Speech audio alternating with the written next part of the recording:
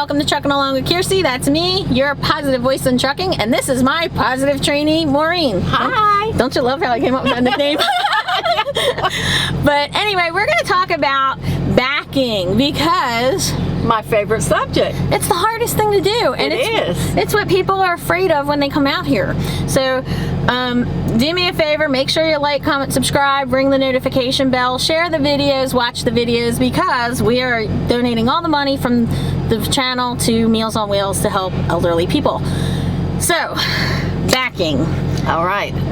Several things that we wound up conquering today, or at least discussing. Yeah, today was actually a good day with my backing. You're right. But now first off, she got to see me back into a really, really hard spot. It was a very hard spot. Okay, so it gave her the ability to see that there are tight places that really are difficult to get into. And even 5 years of driving, there were 3 guys trying to spot me and help me. So we're going to talk about distractions, spotters, and self-doubt too. Yeah, because all that plays in. Okay, so first she had frustrations and self-doubt. Right. Because that day I was practicing in a parking lot that had the slants and the slanted parking spots. So I was getting some frustration from that. And I was getting frustrated about it. I did get in the first time I got in. And then I took a break. I took the suggestion of somebody that gave me a tip, somebody from a truck stop, a man that was nice enough to talk to us about, the backing and stuff. And I stopped and I walked around a little bit just to, so you can kind of rest. And then the second time trying it just seemed really much harder than the first time. So I didn't enjoy doing the second part because I was really frustrated, and so I ended up saying I'm gonna pull through here, do the pull through, and I said, okay, I'm gonna go take a shower and just get away from it.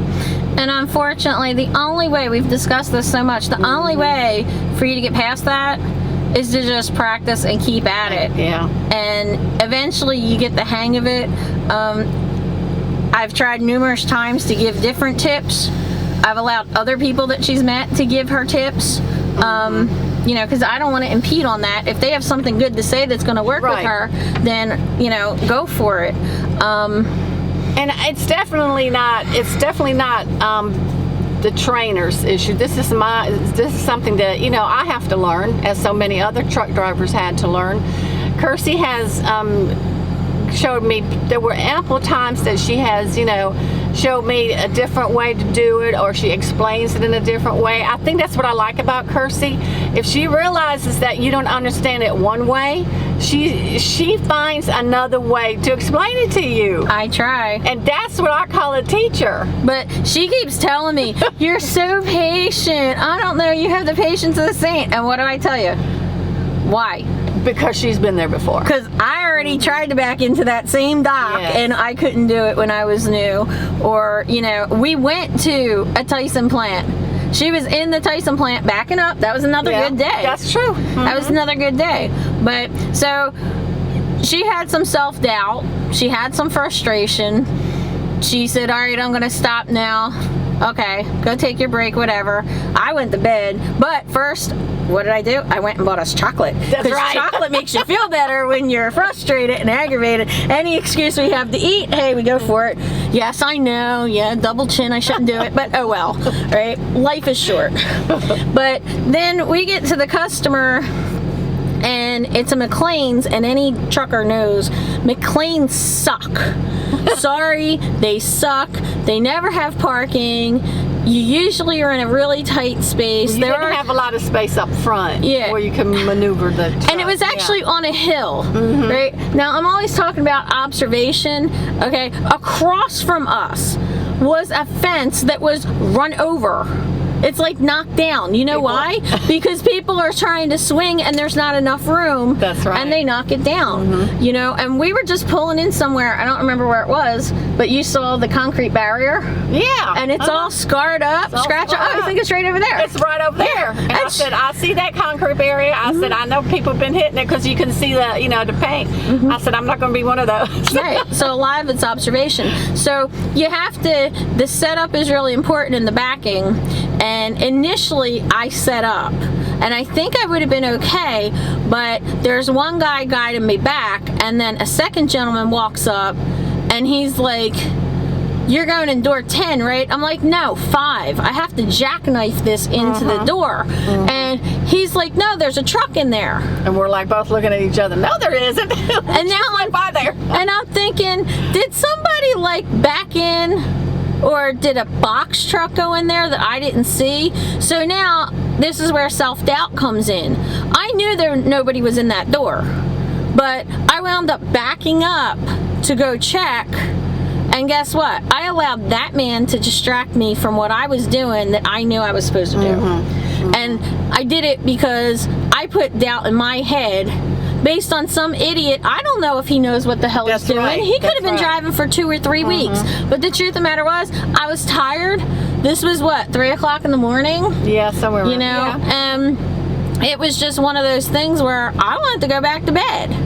You know, and it wasn't fair to have her try to back it in and be even more frustrated than she already was, because that's not going to help her learn. Right. You know, I was aggravated and frustrated, and then I had 3 different guys telling me all different things. Right. And this place was so tight that they tell us to back into the door and stage in front of the door with the doors closed. But then if you needed to open the doors, you didn't have enough space to pull all the way forward to open the doors. Exactly. So you'd have to pull back out of the space that it just took you forever to back into. So I felt like crap, didn't I? She did. She was frustrated, but you know what? She put it in the box. She did. It took a while to put it in there because she had all these different people trying to help her out, which, you know, she pointed out the people that the truck that's parked next to you, the 2 trucks, one on one side and one on the other, they're concerned about their trucks, obviously. So of course they're going to come out and try to guide you in. Right. But the guy that's on your left side might not care if you hit the guy on your right side. So when you're using spotters, still get out and look, still know what make observations, know what you're backing into, understand how to control the trailer. If you have to pull all the way back out and set back up, you do that. What did I set up? Like 3 or 4 times just for that. It was ridiculous, you know. Yes, my frustration level went through the roof until the guy next to us starts backing in, almost hit our trailer, our mirror. So I pulled the mirror in because they're breakaway mirrors, so they'll pull in to give him a little bit more room. But then he hit the guy on the other side of him. On the other side of him, yeah. And I mean, like, the fender and the lights and everything were broken. A piece broke off, and so, you know, it wasn't just me. And then and then I said to her, well, I feel better about myself because he hit something or I didn't. You know. So I went out, I had one to look and see the damage of the other guys, and it was visibly there. I mean, you can tell that he hit the guy on the front, on the right hand side of the truck. So, you know, I keep telling her 3 very important things. Number 1, always be on time. That's right.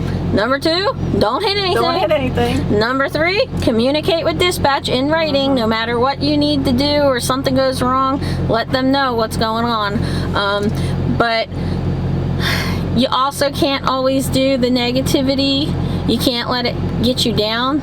So Maureen is now taking pictures of the docks and the spaces she's getting into. Yeah, so I can remind myself on the days that I feel like I'm not progressing enough.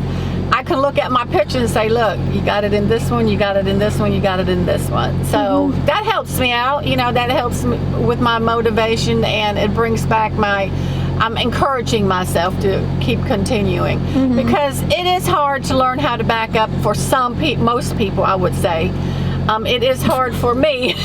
Except the guy that comes up to us and says, well, I've been driving for 4 years. Oh, well, tell them the story. She's in the parking lot practicing. Oh, yeah. Right? I'm in the back because I figure, well, there's nothing she can hit. So I'm just going to let her do her thing, take some pressure off, right? She's doing her thing, and then she sees these two guys that didn't even care about her. And yeah, see, I was practicing, I was pulling up and, backing up and pulling up. And so I was making a pull. I pulled up, and they were right there. They were standing like almost in front of my truck, so to speak, and they were having a conversation. And so in my heart, I thought, oh gosh, yeah, they're probably looking at me saying, look at this girl can't even back up. So I tucked my head out the window and I said, I should charge y'all for this entertainment. Trying to make a joke of it. And then the guy comes up and he says, ma'am, he said, we weren't even, we weren't looking at you. We were having a conversation. But if you need some help, you come and holler. And she says, okay, thank you. And then as soon as he walks away, she hollers and says, hey, I yelled to her. I was like, he must have been kind of cute, huh, that you're sitting there flirting like that, right? And she goes, shh, he's still here. He's still here. He's still at the window. I'm like, oh, damn. But, that proves a couple items. Sometimes we think we have something in our mind, and that's really not happening, And second, I have not encountered a person that has been mean out here. As some people say, he was nice enough. He was nice, so that was a couple. I'm always on guard for the mean people, though. I expect them. No, you don't. Yeah, I do. No. What? When this woman comes over to tell her, oh, you're doing a great job. We were at Russell's in New Mexico, right? And I said, oh, she better not be coming and saying you're blocking her in and she can't get out. And I'm just I'm ready for a fight mode. Just like the guy that stole our reefer the one fuel. that goes down, you're like, uh-huh. We did a video where the guy accidentally used our reefer fuel because we didn't reset the pump. It's an accident. But he comes over all nice and sweet, and I'm sitting here going, she didn't hit nothing. What's he think? Even there was an Asian guy that was trying to help us back in this morning. Right. Mm-hmm. And so there's 3 guys, and 2 of the guys didn't speak English. Right. And this is an issue. The guy who spoke English is the one that told me that there was a truck in dock 5 that I was supposed to be backing into. So now he comes over and he's trying to give me information. If he's that blind that he couldn't see that the door was empty, do I trust him with anything else? And even if you do have a spotter, if you are the driver, if you run into something, you can't say, oh, you didn't spot me right. No, you have to take responsibility for that. So. Yeah. But get over the frustration, because today you were really determined and you got in that produce store. I did. There was a produce store that I thought was kind of hard because it didn't have lines. It just had the docks. And there's all forklift drivers driving all around in front of her. Drivers. And cars. That were like going around me. But I don't know. And it seemed to me, because Kearsey and I had talked about, afterwards about the lines not being there. For some reason, I wasn't actually concentrating that there were no lines there. I was just concentrating on the door. And I seen the guy open the door to see if I was at the dock yet or not. So I was I was more concentrating on that and the lines that were on the door itself, so to speak. But I got it in, and I told her, I said, I don't know how I did it, but I did. And then she parked us here at a Flying J. Yeah. And we're right next to a truck right now. And usually we have her try to back in to a space in the middle because she's afraid she's going to hit somebody. But people have told me in the past that having something next to them gave them more guidance, and I think you did better. You did better with the truck there. Yeah, I think so too, because I was looking at his truck all the time. Yeah, it serves as a guide for you, the truck, not just the lines. So right, and it's a more dimensional guideline, so your eyes aren't sticking down on the ground. You're also looking up in the air. So it's probably a little bit easier. I was always afraid that I was going to be too close, so I would pick the line in the middle, the space in the middle of 3 or 4 spaces or 5 spaces or whatever, because I want to be as far away from everybody as possible. But you can't do that all the time. So you got to get used to backing next to trucks and backing next to trailers. And, and we were at Tyson, and it was a really small place that really didn't have any place for us to drop the trailer. Oh, yeah, And what they say? I said, drop it right here. And she looked at me. And she's like, right here? Yeah. If there's no spaces, what the heck am I supposed to do? I mean, there were no spaces. Yeah. You got to create your space sometime. And she's like, well, what if they say so? Oh, well, they got yard dogs. They can go, or they can go find some place for me to put it in that I can back it in. But, yeah. Yeah. And so I backed that trailer up too, into this little space that we found. It's make-believe There's space. a creative space. Yes, yes. But you got it real close to that other trailer. I got it real close to the other trailer. Like, not hitting close, but professionally done close. Yeah. And so during my backing, there was another guy that came in. He works for Prime. And he came in bobtailed, and he was just driving around. I'm like, you know, what's he doing? But then I think Kearsey went up to him and said that I'm a TNT, and I'm it's going to take me a while to get in here. And he was so patient. He just waited for me to complete what I needed to complete. But that was me ready for a fight again. Yeah. I was ready to tell him, hey, hold on. You gotta go. Get the hell away, get out of our way. But you know, it doesn't usually come down to that. You haven't seen that at all. Except for that one guy that I was really upset with, but you know, that was me backing. That wasn't her backing. Yeah, that was in New Jersey. Yeah. But so, you know, so have patience. Don't give up. Yeah, you got to keep on keeping on. I mean, you do. It's hard, but that's, you know, I think that's part of adjusting to the lifestyle, adjusting to the skills that you have to learn. It's adjusting to not just the driving part that you have to learn, but also what's behind the scenes, you know, what your company policy are, you know, like communicating when you're at the shipper and receiver and all that kind of information. And so and I think, you know, I'm halfway done with my TNT. Woohoo! And so I think that frees up some thoughts in my mind, so to speak, where I don't have to concentrate on the things that I have already learned now. Because she's learned everything. This is the only thing now she really I need to learn how, you know, back up. So, and that's what I'm doing. I'm learning how to, you know, it just takes time. And something she did point out to me earlier, you brought up going solo is what teaches you more. And I've said that in past videos, and people don't understand that. But it's true. Sorry, it's true. And one of the reasons is you have to do it.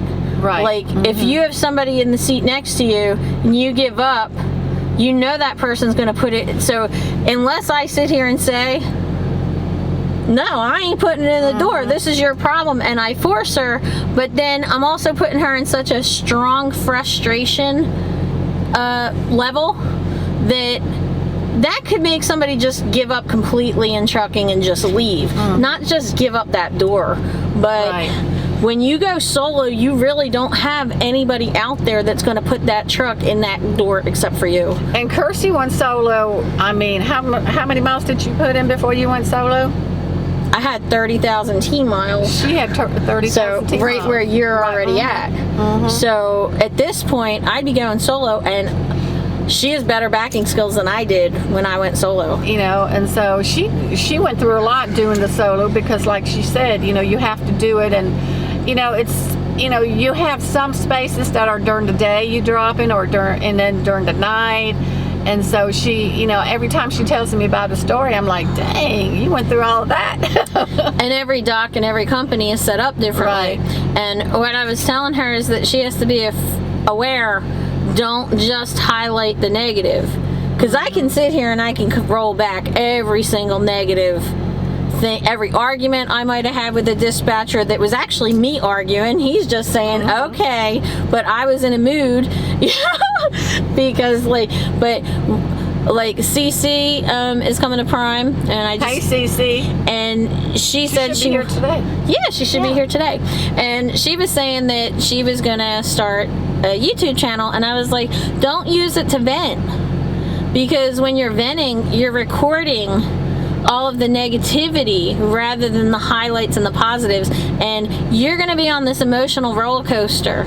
So you have to make sure the highs are appreciated and documented as much as your lows. Which is a good tip. Otherwise, you're just going down and then up a little bit and down and up a little bit. And that's what's going to really, I think it's going to play with your mind a lot. That's right, yeah. You know, and it's going to distract you, and it's going to make you feel incompetent. And this might sound mean, but I'm going to say it anyway. Say it. Right? When you start backing in truck stops and then you see newer people than you, you're going to sit there and say, I'm better than him. You know, Right. you're going to be like, I think that's human nature, yeah. So, like, what That's happens? okay to say. And we talked about this before, that she has me and she's comparing herself to me, which she can't do. But as you start growing and you start seeing you make accomplishments, you know, you gain more confidence, you know, which is what I was hoping that you were going to say about you learned everything else. So this is pretty much what we need to work on. Right. And there are lots of people that get this far and they don't know how to fuel. They don't know how to read an atlas. They don't understand the macros. And, you know, at some point, you know, there are some people that they make great teammates, but they can't. It's not that they don't have the skills. Sometimes I think it's the personality. You have to be a take control kind of person. And if you're more of a demure type of laid back person who can't make decisions and you'd rather other people make the decisions, because, you know, we talk about lease versus company a lot. And I think people have this idea in their concept in their head that if you're a lease op, you're an owner op, you're making all the decisions and that's it, you're in control. But if you're a company driver, all those decisions are made for you. Do you feel that's true? No, no. I mean, I don't think they're micromanaging you. Right. Right. They don't tell us And anything. I think a lot of lease ops, you know, they feel like a company driver is being micromanaged. Yeah. But I haven't seen them micromanage this truck. No. So, Like, we've been together 2.5 months. We still only talked to our greedy one Kenobi, our fleet manager, twice. We still haven't come across no. that's true. I'm still excited. He's, you know, and Jenny and Sean are getting me a 3-night stay in the Wynn Hotel, Resort, and Casino in Vegas. Woohoo! Thank you, Jenny and Sean. And when I said to Maureen, you want to go to Vegas? And she says, what's Greedy One gonna say? And Jenny says, who cares what Greedy One says? We're going to Vegas. And I said, Greedy One's going to say 10-4 thanks. And what did he say? 10-4 thanks. 10-4 thanks. Okay, so, you know, we get to pick the dates, and as long as we give everybody enough notice, it's no big deal. Yeah. You know, so I don't know. I even told him, oh, I'm taking home time and I'm going to go put the truck in the shop, and I did, and he paid me for the downtime for a couple days while the truck was in the shop, and then I took my home time. So Yeah, we just came back from home time. I was at home too. yeah. So by the time I drove her home, and then I drove home because she's 700 miles from me, and I drove home, and then I took my home time and got the truck in the shop and everything, and then came back for her. She was off for almost 2 weeks. You know, I was off for a week, and people just think that that's not possible. Another one of our viewers messaged me and said, you're a company driver, how'd you get an international? The recruiters told me you can't get internationals.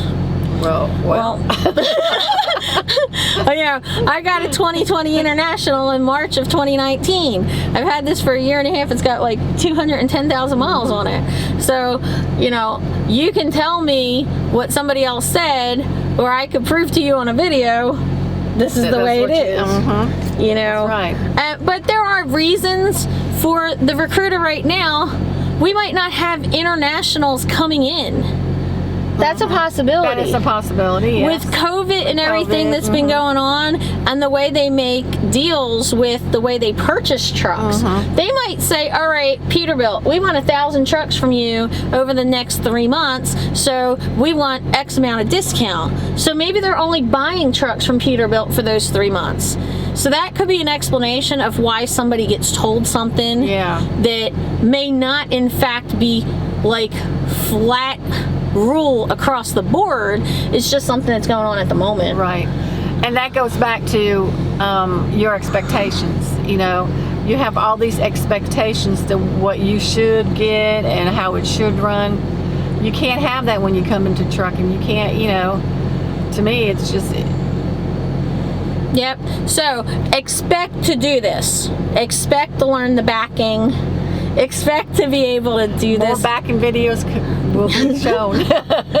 I'm going to start recording her, and then she's really going to get mad. No. I might just put them on like fast forwards. And oh, pull-ups. There is no shame in pull-ups. Right. There is no shame in resetting. So keep that in mind. And I want to thank you guys all for like, comment, and subscribing. We really appreciate it. For you guys down below, let us know, how did you conquer your backing fear? Yes, please let us know. I think the fear alone is a big factor. Absolutely. I agree with that. It's just the idea of putting the truck in reverse that can be an issue. Right. And that's a head thing that a trainer can't help you with. Right. Other than just knocking in the head and getting a new head, I don't know. Hey, we might have to, you know, do that one day. I don't know, but I'll learn how to back up. I'm crazy too. The other day she was laughing at me because I stepped on the floor and said, oh my God, I stepped on the cat. Yeah. Cat's been dead since January. You stepped on the cat? What cat? Goofball's been dead since January, you know, but you know, sometimes you're that nuts out here, you don't know what's going on. You're tired, you're exhausted, you wake up and you're 500, 600 miles away from where you went to bed. So anyway, thanks a lot for watching, and we hope to see you out here trucking along. Bye.